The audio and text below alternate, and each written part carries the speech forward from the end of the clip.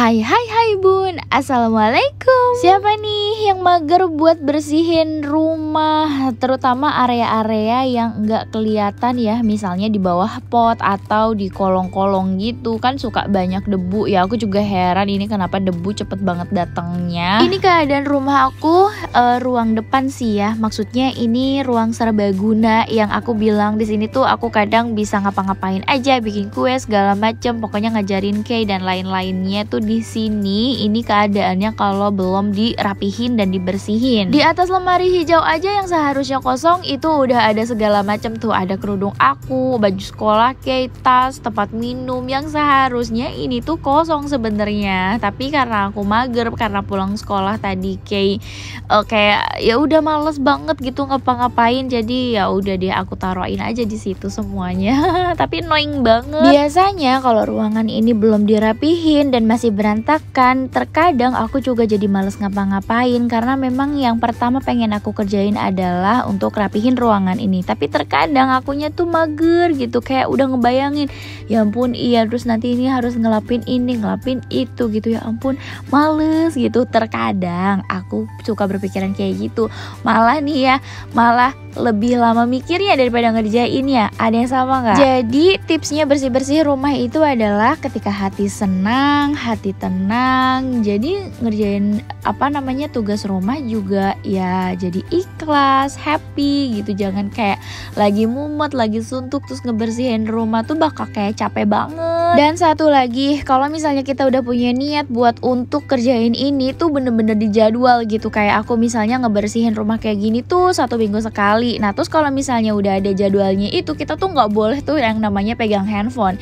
Biasanya kalau misalnya udah pegang handphone, kita scrolling Instagram, scrolling TikTok tuh bakal memakan waktu. Aku pernah loh bun ngalamin, aku udah belanja sayuran kan ceritanya nih. Abis itu aku mau buka Instagram, aku bilang aku mau lihat resep baru, aku mau masak yang lain ceritanya kayak gitu.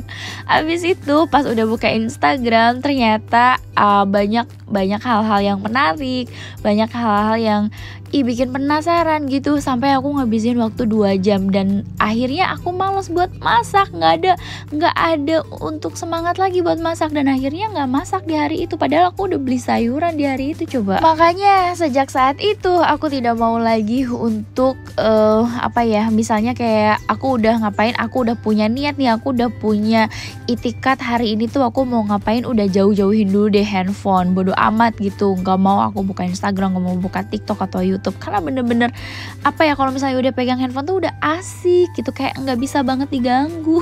Aku yakin sih bukan cuma aku doang yang ngalamin itu, karena aku juga suka cerita ya sama teman-teman, apalagi mama-mama di PAUD gitu. Terus udah gitu mereka juga menyampaikan hal yang sama, kayak bener loh teh, bener kayak gitu tuh. Apalagi kalau misalnya pengen makan tapi lihat handphone, terus kayak makannya nanti dientar-entar lah apa-apa. Bener-bener ya handphone dan sosial media itu mengalihkan dunia, tau gak? Coba sekarang aku mau nanya, teman-teman lagi pada ngapain sambil nonton video aku? Jangan sampai menyita waktu yang harusnya dikerjain sekarang, oke? Kalau teman-teman ada nggak sih, punya nggak jadwal kayak aku gini? Misalnya kayak seminggu sekali tuh aku bener-bener harus ngebersihin debu-debu yang memang setiap hari itu nggak kepegang. Misalnya nih kayak bawah-bawah rak, belakang TV, terus juga nih kipas angin. Nah teman-teman suka bersihin kipas angin nggak nih? Kalau aku sih ya rutin seminggu sekali biar selalu bersih, karena kalau kotor atau berdebu bisa bikin alergi kulit atau gangguan pernafasan. Makanya aku memilih kipas angin yang gampang dibukanya kayak kipas jaring musang Miyako ini. Tinggal dicongkel aja nih di bagian pengancing jaring musangnya. Ini aku pakai obeng min ya, jadi gampang banget tuh kan, udah deh lepas segampang itu memang. Nah kalau udah kelepas terus udah tinggal dilap-lap aja. Ini aku lapnya pakai lap basah ya, biar nanti si debunya tuh langsung nempel ke lap, jadi nggak jatuh-jatuhan atau terbang-terbangan ke area lain. Biasanya yang bikin males buat bersihin kipas angin itu kan ngebuka jaringnya. Tapi setelah aku ketemu sama si kipas jaring musang Miyako tipe K1618 BPL ini, aku jadi tidak masalah gitu buat ngebersihin kipas angin 1 minggu sekali, karena memang segampang itu. Udah selesai di lapnya, udah deh tinggal dipasang lagi. Nah pasangnya juga gampang banget, tinggal dipasang kipasin aja nih sama pengancing jaring musangnya, terus ditekan sampai bunyi klik gitu, klik 6 kali karena memang dia punya 6 pengancing ya. Kipas jaring musang Miyako ini punya 4 kaki yang sangat kokoh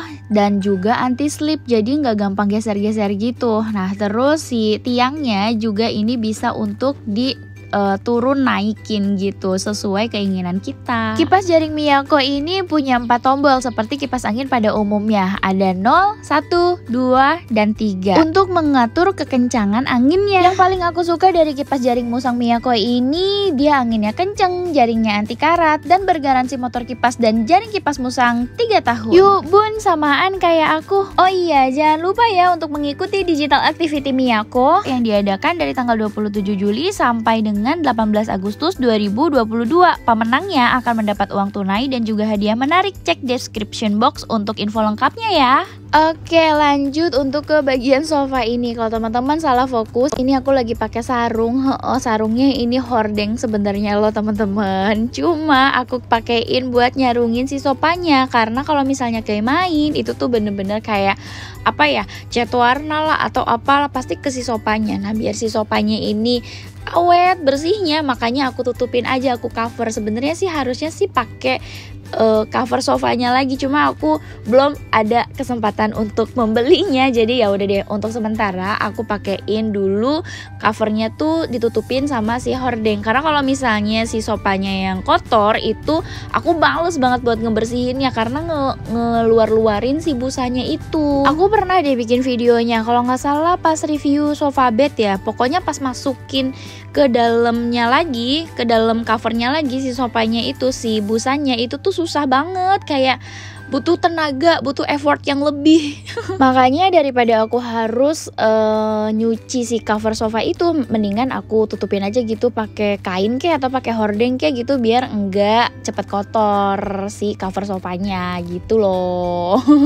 Udah deh, aku langsung ngepel dan sekarang aku pasang karpet. Terus kayaknya udah selesai nih, alhamdulillah.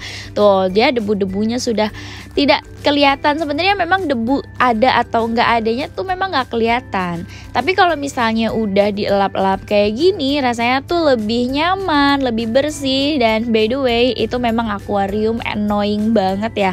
Aku lagi minta tolong sama bapak buat ngeluarin akuarium, cuma bapaknya masih kerja, belum ada kesempatan sekarang. Nanti pasti dikeluarin deh. Aku juga nggak tahu nanti bakal ditaruh di mana, entah di luar atau mungkin di rumah ibu itu si akuarium. Karena di sini juga nggak diurusin sama aku.